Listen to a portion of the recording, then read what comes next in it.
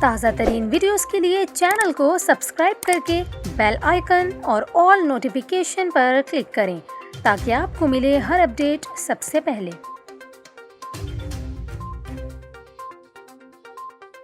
اور یہاں پر آپ کو اہم خبر دیں، سمندری طوفان شاہین کے پیش نظر متحدہ عرب امارات اور سعودی عرب نے ساحلی علاقوں کے لیے الرٹ جاری کر دیا۔ عرب میڈیا کی رپورٹ کے مطابق اماراتی پولیس نے ڈرائیورز کو اہم گر بتائے ہیں کہ وہ کس طرح ممکنہ سیلابی صورتحال سے بچ سکتے ہیں۔ اس کے علاوہ انہیں تیراکی کا بھی طریقہ بتایا گیا۔ اماراتی پولیس نے سمندری طوفان کی پیشگوئی کے تناظر میں مختلف زبانوں میں ایڈوائزری بھی جاری کی ہے۔ متعلقہ ادارے کا یہ کہنا ہے کہ طوفان شاہین کے اثرات اماراتی ساحلی علاقوں پر بھی پڑیں گے۔